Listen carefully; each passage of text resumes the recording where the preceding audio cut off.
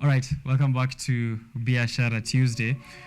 This is the place where you get to have a look at important conversations which are happening in the world of business and also innovations around the world of business and technology. Of course, if we're talking about innovation right about now in business or in any other sector of the economy, technology is at the very center stage of that conversation. And that is what we also try to do here on Biashara Tuesday, to not highlight Biashara, but also speak on how we can also take this Biashara mbele. And of course, that has to be done in a digital way right about now. A very futuristic theme, as I began the conversation earlier on our 59th Jamhuri Day celebrations, revolving around technology and innovation. The promise of innovation is to enable us to connect, innovate, and inspire even as we enter another decade after independence 59 years ago. Here with me in studio is Albert, who has been has a 10-year experience in the world of startup support and advisory in East Africa, and is currently head of programs at Powerland Project and advisory support at WIGA. Powerland Project is an impact organization which is working to build capacity for young people in technology across the continent of Africa, and also through providing quality, accessible, and affordable technology training. Their flagship program, #1 million devs for Africa, is seeking to train 1 million developers across the continent, and they're giving them scholarships to these learners who are aged between 18 to 35 years, and in a hybrid program of 16 weeks. We're going to have a look at how you can get to be a part of this. We always say there are opportunities around you, especially if you are between the ages of 18 and 35. A youth in that demographic has been set, of course, has been set, and we're going to see how you can be able to join this program, get yourself scholarships, and also the kind of training you can expect in those 6 weeks, which will be with Powerland Project. Welcome, Albert, to the show. Thank you so much for having me. Yes, how are you? Fine, thank you. Yeah? Yeah. It is one day after the Jamhuri Day celebrations. Maybe we can start there. How is your feeling in the strides the nation has made so far, even if you maybe put it into perspective in matters of technology? It's very encouraging to see the government at least focusing in the right direction, and especially looking after the interest of the young people. Combining that with what's happening with the Nairobi Festival, with the arts and the creative sector, and how that gets to connect with technology. Yeah. So you feel like we've made, we are heading in the right direction. Definitely in the right direction. Yeah. And I think the government's focus is now like razor sharp focused into the future, and especially looking into the young people. Okay, yeah. Right. You are the head of programs at Powerland Project and advisory support at WIGA. I'm going to allow you to introduce yourself on that camera, of course. Tell us maybe what the head of programs does at the Powerland Project and the kind of work that you guys are doing over there. Okay, thank you so much. My name is Albert Kimani, head of programs for the Powerland Project. And basically my work is to design the program and make sure that it's implemented and the goals of the program are achieved, not only in Kenya, but across the countries where we've launched. So maybe I'd like to maybe go over it again. Powerland Project, we are an impact organization looking to build tech talent across Africa, focusing on young people and anyone above the age of 18 years. And for that, we have a scholarship for a 16 weeks fully online self-paced program, training young people on how to code, how to build web and mobile applications. Basically on a high level, that's what I did. Right. Yeah. Also, a bit of YGAP here. I understand that you're also making entrepreneurship more inclusive. When you say more inclusive, what exactly does that mean?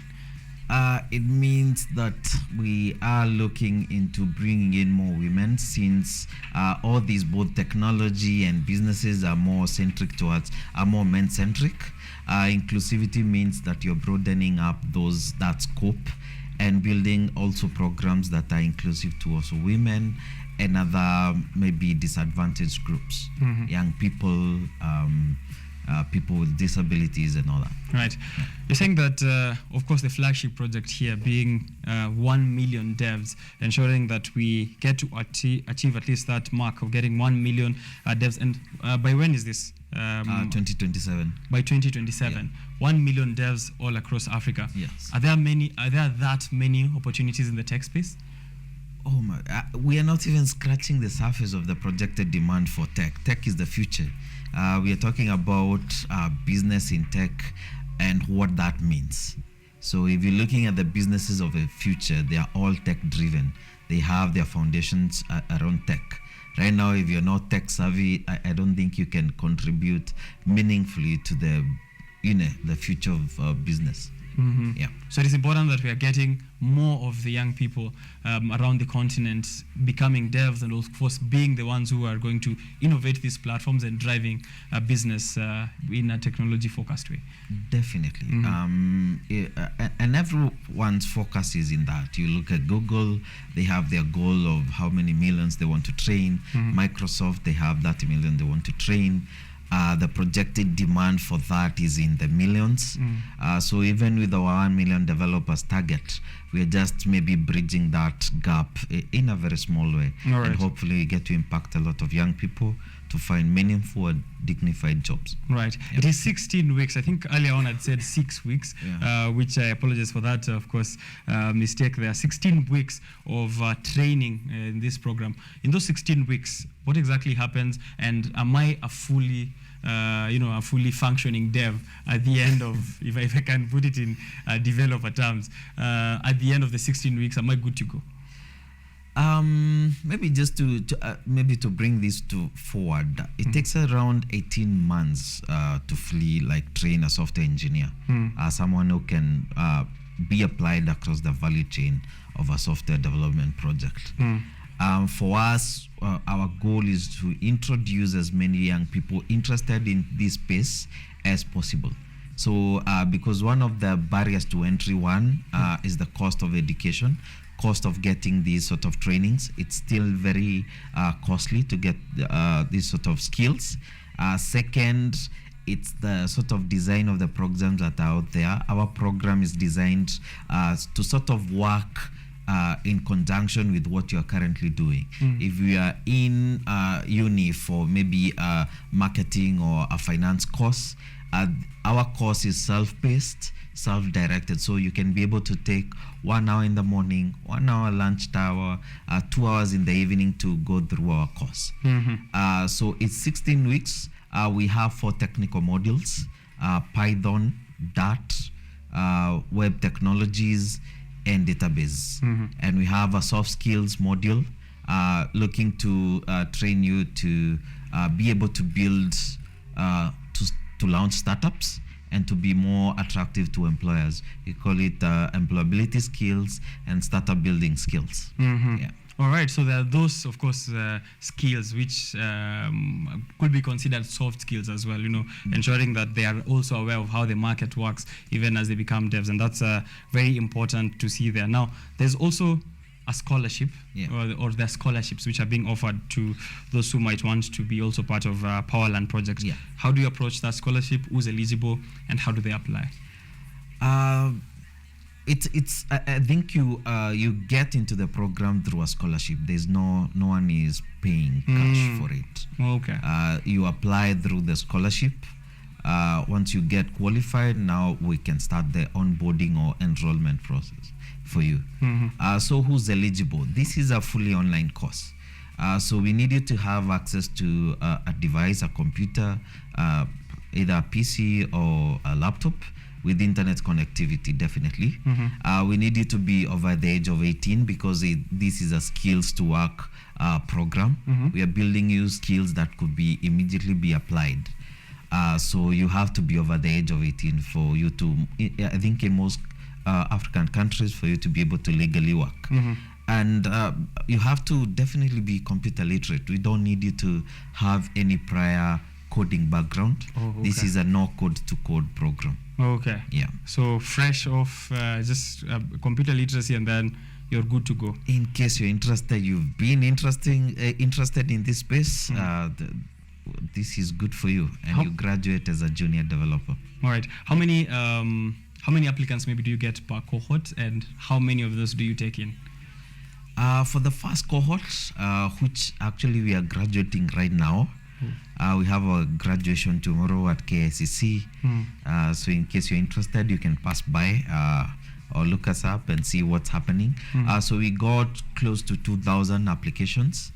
We were able to shortlist over 100. We are graduating close to 1,000. Wow. For the first cohort. We just did it in Kenya. The second cohort, we just onboarded close to 4,000 learners. We had over 5,000 applications. Those was across multiple countries.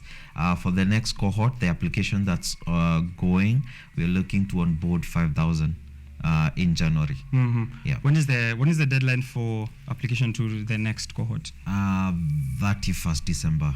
Okay. Yeah. 31st December. And of course, now if I want to apply, where do I go? How's that journey looking like? Is there an interview process? Is there forms I have to fill, documents I need to come with? No, there's you only have to fill a scholarship application form available on our website, polandproject.org.org.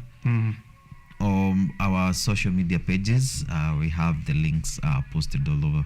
PLP Africa, on Instagram, Twitter, on all platforms. Yeah. All right. Another of course, important thing that we have to look at is the curriculum that you are using in this 16 weeks. Is this something that you are making yourself? And the follow-up question there will be, how do you get to keep then, up to trend? Because we know that technology shifts every single day. There's something new. There's Web 3 next week. We'll get Web 4, Web 5. And maybe what I did study 16 weeks ago might not be the same for this cohort. Is there that room for continuous review of the curriculum? Definitely. So our curriculum is curated specifically for what we want to achieve for the learners. As you know, these days we have what you call YouTube University. You can get to YouTube and go through the 20 hours of videos there and finish a Python course.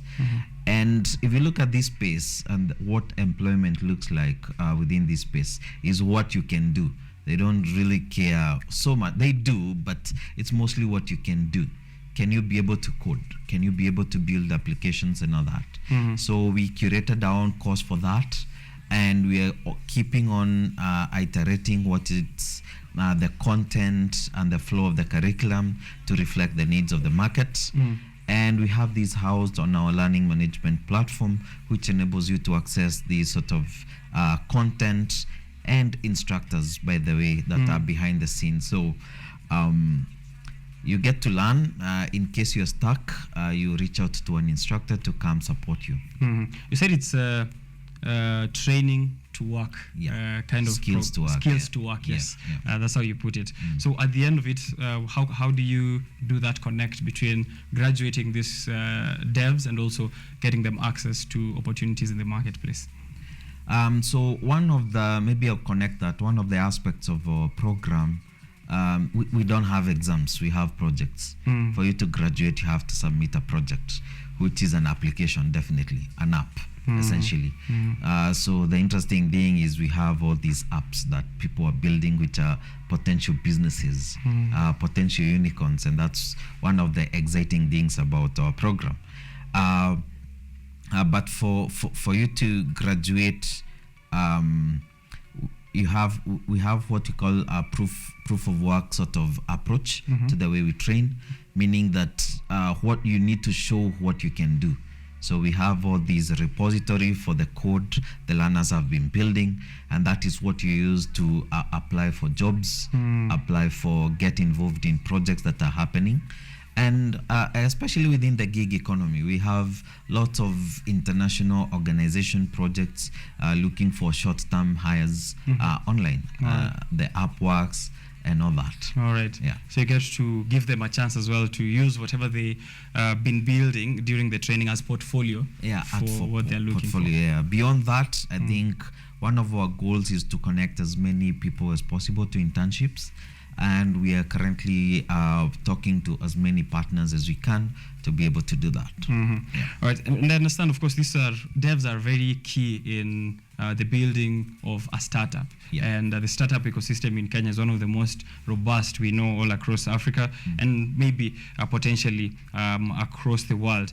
And yesterday we did see, of course, here President William Ruto acknowledging some of those startups, including Ecobana, which I just mentioned there earlier, young people who are innovating in the space of health, providing sanitary, accessible and affordable sanitary pads to school-going children. So there, Nancy, the CNN hero of the year, Nancy Cheboy, a Kenyan, of course, they're also upcycling old computers to ensure that school-going children in rural areas are getting access to computer skills.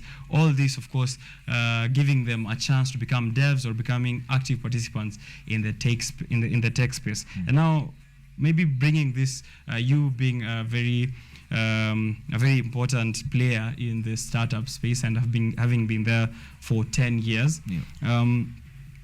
Would you maybe say we are still, it is still a young space?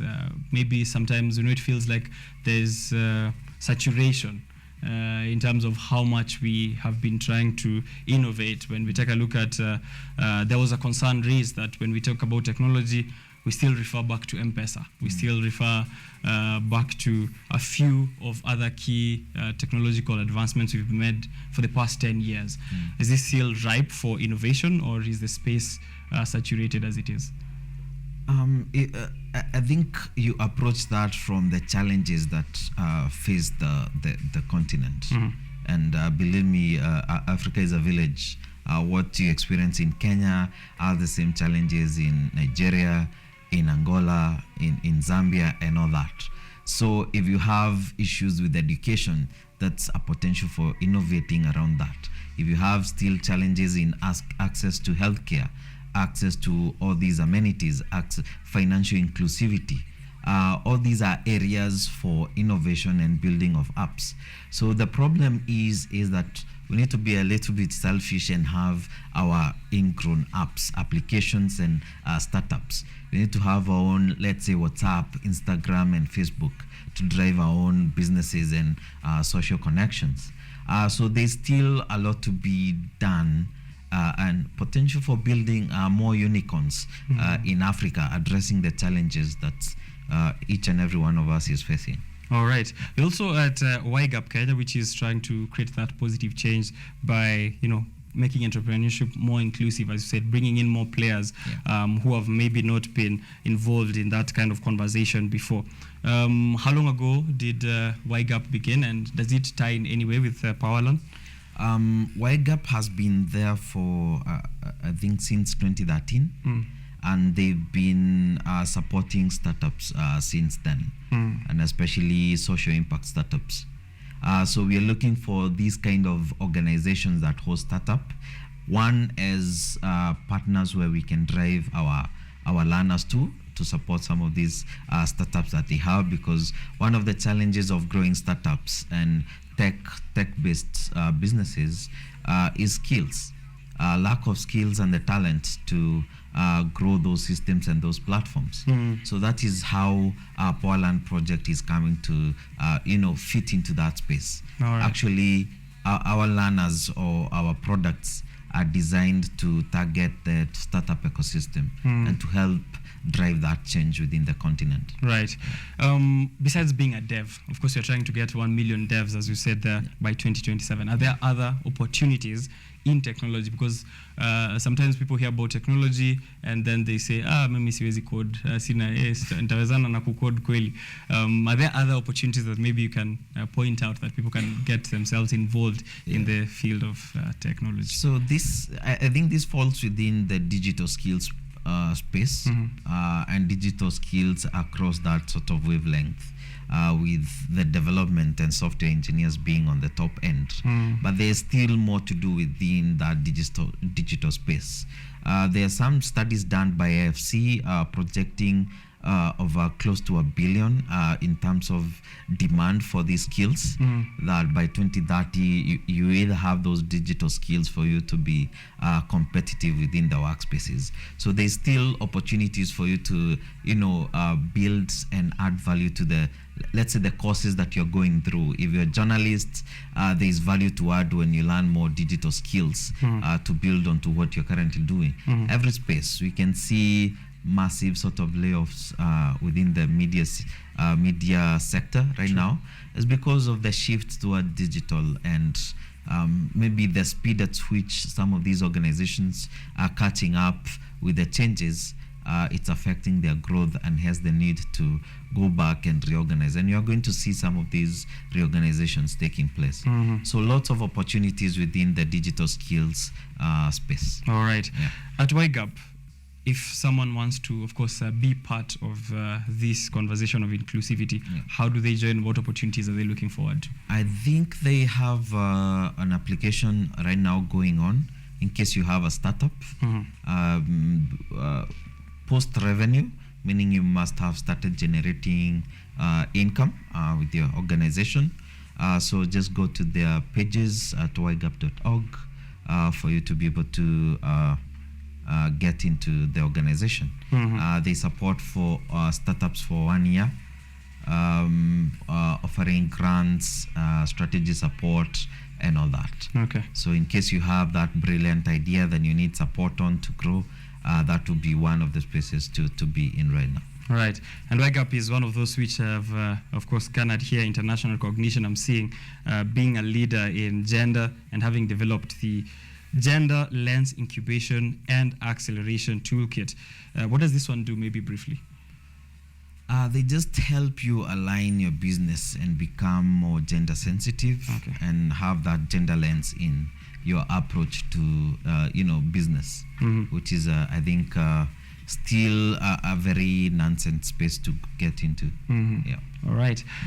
Finally, I think we've tried to cover as much as we could in that conversation. Of course, we are trying to see how you can be involved in the digital revolution that is currently underway in Kenya. We are innovating our way into the future. And if you are there in the Jamhuri Day celebrations yesterday, you are, of course, you are aware that technology was the key focus. Technology and innovation was the key focus of this year's Jamhuri Day celebrations. And here at Powerland Project, they're trying to empower developers all across Africa, from Kenya to other countries, of course, outside of this nation, but within Africa by 2027, to ensure that we're having 1 million developers who are driving a business into the future by using technology and getting, of course, those relevant skills. Maybe finally, just to give a call to action to our viewers, those who want to become devs and want to come through, just once more where they can get that information at and how they can do the application. So we'll doing a call for applications for all young people interested in tech, basically in software development. Please apply to this program. It's a good way to start and to see what lies ahead within your tech careers. Please go to powerlandproject.org to access the scholarship application form. You don't need to pay anything for the form, and if you qualify, you get notified. The deadline is the end of this month, so please apply. Head over to our social media pages, PLP Africa or Powerland Project Africa, on all platforms: Twitter, Facebook, Instagram, and TikTok. All right. Yeah. Oh, you're also on TikTok? Yeah, we are on TikTok. We are all on. What do we are devs do? We are a tech company. You have to be in all platforms. Yeah, true. Yeah. That is important. How rigorous is the? Maybe lastly, how rigorous is the program? If I'm working, someone like me, maybe I'm working and I'm also taking classes. Is it possible to also take classes at PLP? So the most interesting thing about one of the most interesting thing is our program is peer driven. It's peer based. So once you get enrolled, you're placed in a group of 5 learners from across Africa, not just in Kenya. So those encourage you to keep on going and checking and keeping on up to date with your progress. Okay. So it's self-paced and self-directed, meaning if you're busy throughout the week, you can spare the weekend just to cover the week's content. We just need you to cover 3 to 4 hours a day. So if you're able to do that, maybe you can cover 1 hour in the morning, 2 hours in the evening, for you to like completely and like successfully go through the curriculum. Okay. Yeah. I'll be making my application. So Please do. yeah, we can. I will be giving a testimony of how the program goes if and when I get into PLP's next cohort. Thank you very much for coming through. Asante sana. All right. Thank you so much. I'll be taking a very short break here and then coming back with more of conversations on business. Please don't go too far. Give me any questions you have on all our social platforms.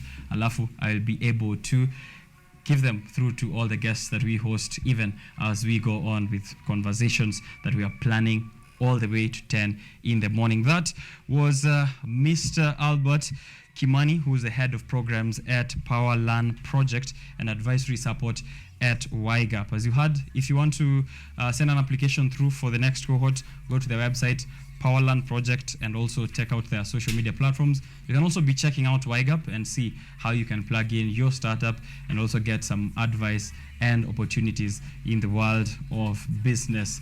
Going for that short break right about now. Don't go far.